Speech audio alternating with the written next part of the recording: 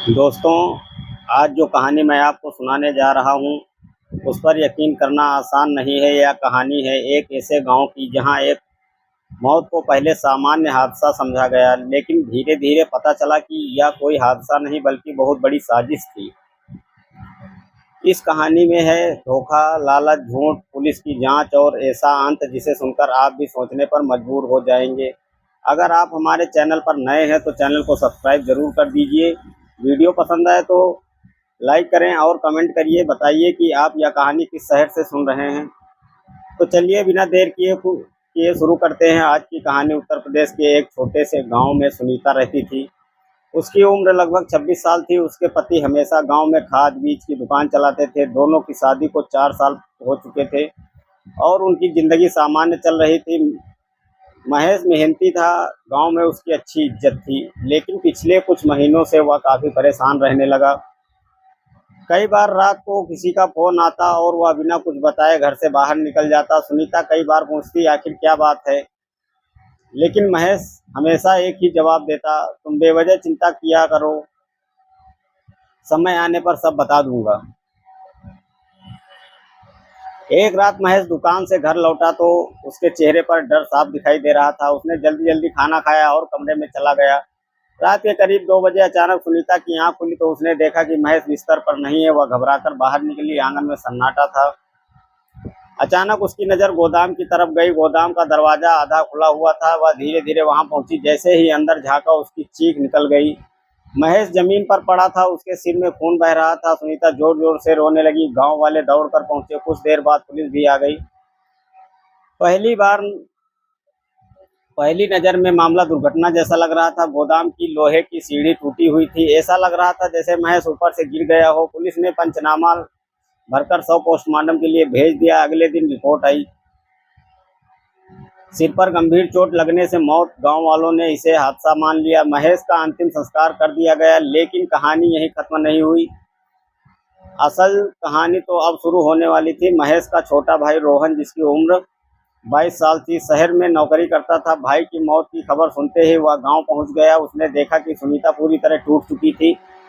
रोहन ने फैसला किया कि उस दिन वह गांव में ही रहेगा। दिन बीतने लगे, लेकिन रोहन ने एक अजीब बात नोटिस की। हर रात करीब 12 बजे कोई न कोई महेश के पुराने गोदाम के आसपास जरूर दिखाई देता था। एक रात उसने छत से देखा, एक काली जैकेट पहने आदमी गोदाम के पास आया। उसने चारों तरफ नजर दौड़ाई, फिर जेब से चाबी निकाली और गोदाम का ताला खोलकर अंदर चला गया। रोहन का शक और गहरा गया। वह चुपचाप उसके पीछे पहुंचा, लेकिन जैसे ही वह दरवाजे के पास पहुंचा, अंदर से किसी की तेज आवाज आई, जल्दी करो, कोई आ गया तो मुसीबत हो जाएगी। रोहन डर गया। उसे समझ नहीं आया कि अंदर कितने लोग हैं। वह वापस लौट आया। सुबह उसने यह बात सुनीता को बताई, लेकिन सुनीता का चेहरा एकदम पीला पड़ गया। उसने घबराकर कहा, रोहन, तुम अब कभी उस गोदाम के पास मत जाना। रोहन हैरान रह गया, क्यों भाभी, आखिर वहाँ ऐसा क्या है? सुनीता ने जवाब नहीं दिया है, बस इतना कहा, कुछ बातें जितनी दूर रहें उतना अच्छा है। अब रोहन को यकीन हो गया कि सुनीता उससे कुछ छिपा रही है। 2 दिन बाद गांव में एक और घटना हो गई। महेश के सबसे पुराने दोस्त रमेश की लाश गांव के बाहर नहर के किनारे मिली। पूरे गांव में सनसनी फैल गई।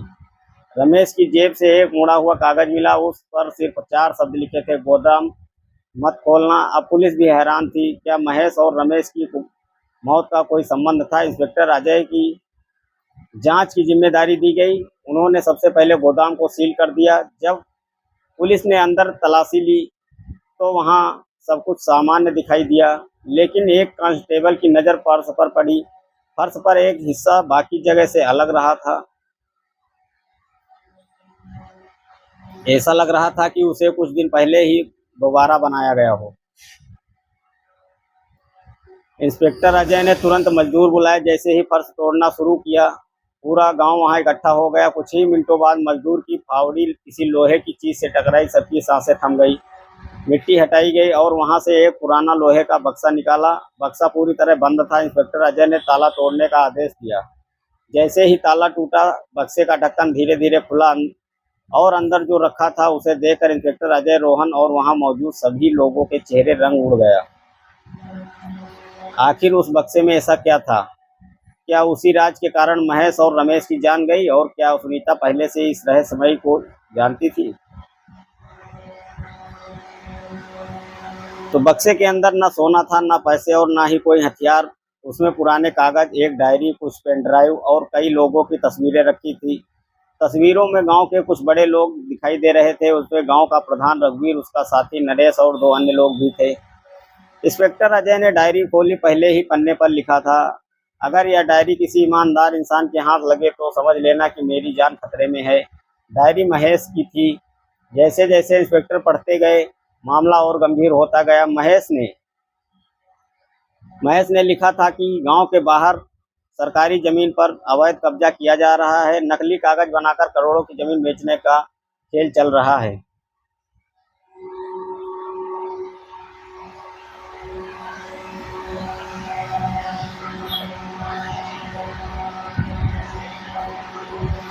महेश को यह राज तब पता चला जब कुछ लोगों ने उसकी दुकान को नकली बिल बनाने के लिए इस्तेमाल करना चाहा। महेश ने साफ मना कर दिया। उसी दिन से उसे धमकियां मिलने लगी थी। इंस्पेक्टर अजय ने तुरंत पेन ड्राइव लैपटॉप में लगाए। उसे कुछ वीडियो थे। पहले वीडियो में रात के अंधेरे में ट्रैक्टरों से सरकारी जमीन पर मिट्टी डाली जा रही थी। दूसरे वीडियो में प्रधान रघुवीर कुछ लोगों के साथ नकदी का लेन देन कर रहा था। तीसरे वीडियो में साफ दिखाई दे रहा था कि महेश चोरी छिपे यह सब रिकॉर्ड कर रहा है।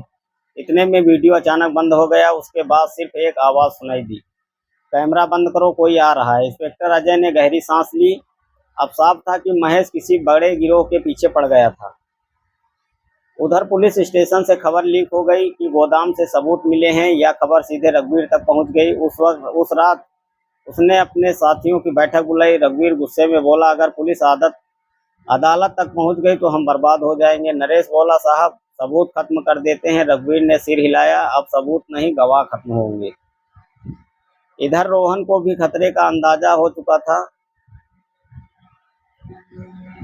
वह घर पहुंचा तो देखा कि सुनीता बेहद डरी हुई थी। उसने रोहन से कहा, मुझे लगता है कोई हमारा पीछा कर रहा है। रोहन ने बाहर देखा।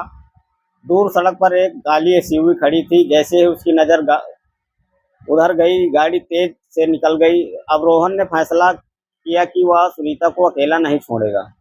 अगले दिन इंस्पेक्टर अजय ने सुनीता से लंबी पूछताछ की। पहले तो वह चुप रही, फिर उसकी आंखों से आंसू निकल पड़े। उसने कहा, महेश ने मरने से 2 दिन पहले मुझसे कहा था कि अगर उसके साथ कुछ भी हो जाए तो गोदाम की तरफ किसी को मत जाने देना। इंस्पेक्टर ने पूछा, क्या उसे उसकी मौत का अंदेशा था? सुनीता ने सिर झुका लिया, हाँ, लेकिन उसने कभी नाम नहीं बताया। उसी शाम पुलिस को एक गुमनाम फोन आया। फोन करने वाले ने कहा, अगर असली सच जानना चाहते हो रात 10 बजे पुराने पुल पर पहुंच जाना, लेकिन अकेले। कॉल कट गई। इंस्पेक्टर अजय ने जाल बिछाया। वह सादे कपड़ों में पुल पर पहुंच गए। कुछ देर बाद एक आदमी चेहरे पर कपड़ा बांधे वहां आया। उसने इंस्पेक्टर के हाथ में एक लिफाफा दिया और बोला, महेश को मारने वालों के नाम इसमें हैं। इतना कहकर वह भागने लगा। तभी अंधेरे से गोलियां चलने की आवाज़ आई। धाएं गोली सीधे उस आदमी को लगी। वह वहीं गिर पड़ा। हमलावर अंधेरे का फायदा उठाकर फरार हो गए। पुलिस दौड़ी, लेकिन तब तक बहुत देर हो चुकी थी। मरने से पहले उस आदमी ने सिर्फ 2 शब्द कहे, रघु गोदाम, और उसकी सांस टूट गई। लिफाफा खोला गया। उसमें कुछ बैंक खातों की कॉपी और एक नक्शा था। नक्शे में गांव के 5 किलोमीटर दूर एक पुरानी फैक्ट्री का निशान बना था। इंस्पेक्टर अजय समझ गए कि गिरोह का असली अड्डा वहीं है। उन्होंने अगले दिन सुबह छापा मारने की योजना बनाई, लेकिन उन्हें नहीं पता था कि उनकी टीम से ही कोई गद्दार मौजूद है। जैसे ही योजना बनी, उनकी खबर सीधे अपराधियों तक पहुंच गई। रघुवीर मुस्कुराया, अब पुलिस खुद हमारे जाल में आएगी। और उसी रात फैक्ट्री के अंदर एक खतरनाक साजिश रची जाने लगी। क्या पुलिस समय रहते सच पहुंच जाएगी? क्या रोहन और सुनीता सुरक्षित रहेंगे? और पुलिस की टीम में गद्दार कौन है? इन सभी सवालों का जवाब निकालते हुए अब पेनड्राइव से करोड़ों रुपए के अवैध जमीन घोटालों का खुलासा हुआ। एक गुमनाम गवाह ने पुलिस को फैक्ट्री का सुराग दिया, लेकिन उसे गोली मार दी गई। अब पुलिस को शक था कि उनकी टीम में ही कोई मुखबिर मौजूद है। अब शुरू करते हैं कहानी का सबसे खतरनाक हिस्सा।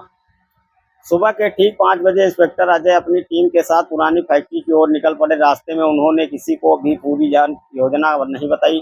उन्हें डर था कि कहीं फिर से कोई सूचना अपराधियों तक न पहुंच जाए। फैक्ट्री के बाहर सब कुछ शांत था। टूटी हुई दीवारें, जंग लगा बड़ा गेट और चारों तरफ घनी झाड़ियां। अजय ने दो सिपाहियों को पीछे से जाने का इशारा किया और खुद सामने से अंदर घुस गए। अंदर पहुंचते ही उन्हें कुछ खाली डिब्बे, पुराने ट्रैक्टर, कई फाइलें मिली। लेकिन तभी ऊपर की मंजिल से किसी के भागने की आवाज आई। रुको पुलिस, अजय चिल्लाए। चार नाकाबपोश लोग भागने लगे। पुलिस उनके पीछे दौड़ी।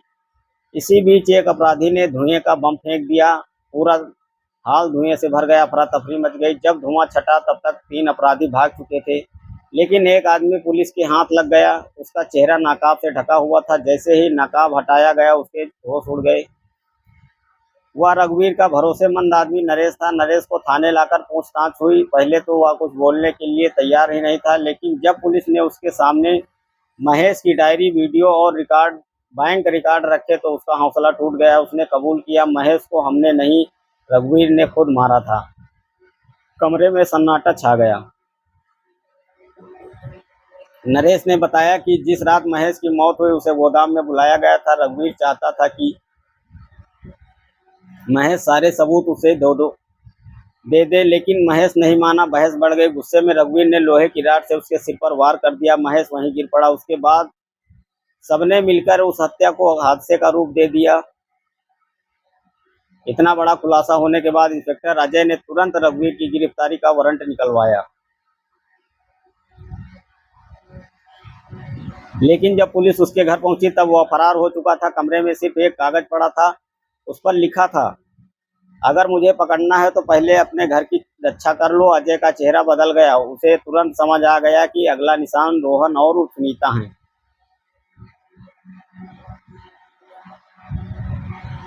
उधर रोहन और सुनीता घर पर थे। रात के करीब 9 बजे अचानक पूरे गांव की बिजली चली गई। चारों तरफ घना अंधेरा फैल गया। तभी बाहर कुत्तों के भौंकने की आवाज आने लगी। रोहन ने खिड़की से बाहर देखा। 3 लोग दीवार फांदकर आंगन में उतर चुके थे। उनके हाथों में हथियार थे। रोहन ने तुरंत दरवाजा अंदर से बंद किया और पुलिस को फोन लगाया, लेकिन मोबाइल से में नेटवर्क नहीं था। एक हमलावर ने दरवाजा तोड़ना शुरू कर दिया। धड़ाम धड़ाम धड़ाम लकड़ी का दरवाजा टूटने लगा। सुनीता डर के मारे कांप रही थी। रोहन ने उसे पिछले दरवाजे से बाहर निकालने को कहा। दोनों अंधेरे में खेतों की तरफ भागने लगे। पीछे से अपराधी उनका पीछा कर रहे थे। करीब आधे घंटे तक भागने के बाद दोनों गांव के पुराने मंदिर के पास पहुंच गए। उन्हें लगा अब वे बच गए हैं, लेकिन तभी सामने से एक गाड़ी आकर रुकी। गाड़ी से खुद रघुवीर उतरा। उसने हाथ में पिस्तौल ली। वह हंसते हुए बोला, बहुत भाग लिए तुम लोग, अब कहानी यहीं खत्म होती है। रघुवीर ने पिस्तौल रोहन की ओर तान दी। उसी समय दूर से पुलिस सायरन की आवाज़ सुनाई दी। रघुवीर के चेहरे का रंग उड़ गया। लेकिन उसने भागने के बजाय गोली चलाने की कोशिश की। गोली चली, लेकिन उसी पल इंस्पेक्टर अजय ने पीछे से रघुवीर पर झपट्टा मार दिया। गोली हवा में निकल गई। रघुवीर अंधेरे का फायदा उठाकर फिर से भाग निकला। अब पुलिस को पूरा यकीन था कि रघुवीर गांव छोड़कर नहीं गया। वह कहीं न कहीं छिपा हुआ है। लेकिन सबसे बड़ा सवाल अभी भी बाकी था। महेश की डायरी में आखिरी पन्ने का एक लाल निशान बना था। उसका क्या मतलब था? और क्या रघुवीर अकेला मास्टरमाइंड था या उसके पीछे कोई और भी था?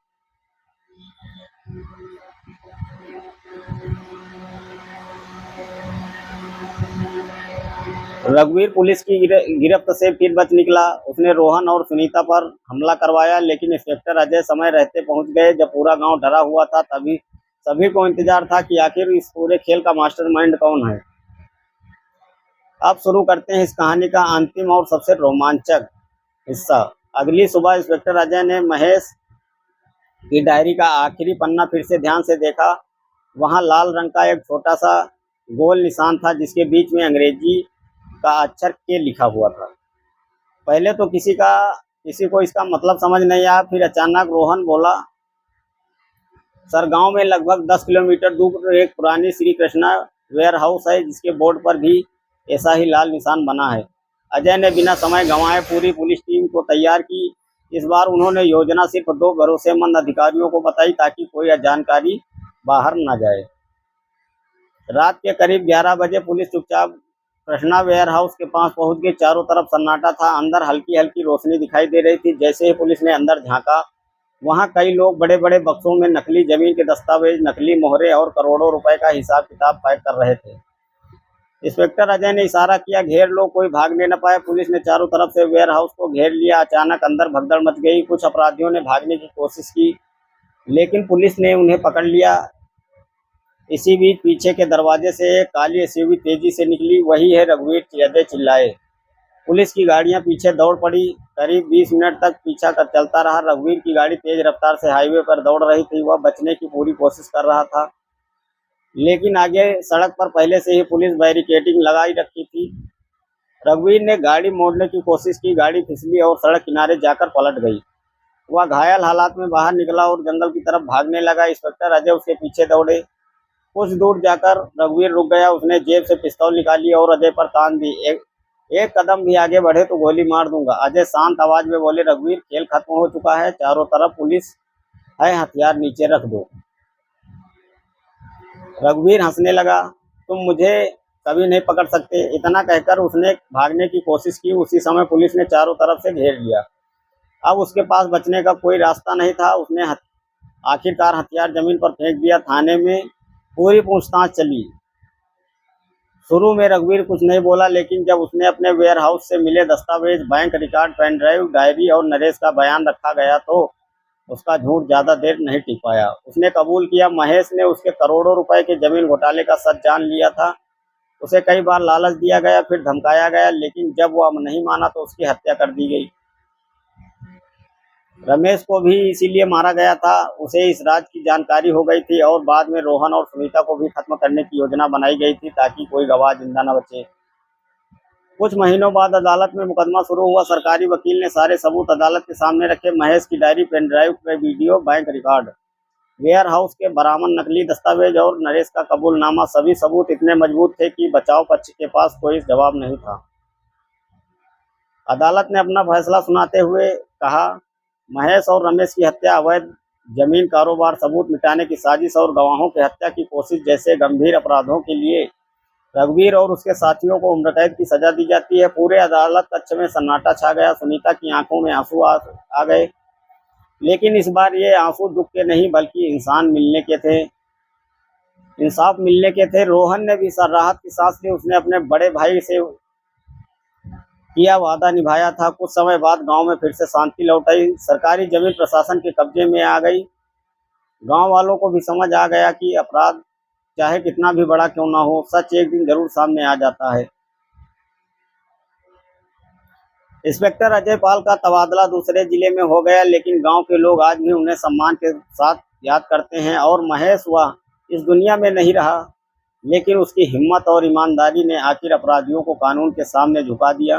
दोस्तों, इस कहानी से हमें यही सीख मिलती है कि लालच इंसान से सबसे बड़ी गलती करवाता है, लेकिन सच और कानून की ताकत के सामने सबसे चालाक अपराधी भी ज़्यादा दिन तक नहीं टिक सकता। अगर आपको यह क्राइम स्टोरी पसंद आई हो तो वीडियो को लाइक करें, चैनल को सब्सक्राइब करें और कमेंट करके बताइए कि अगली बार आप किस तरह की सस्पेंस या क्राइम स्टोरी सुनना चाहते हैं। धन्यवाद, मिलते हैं अगली कहानी में। जय हिंद।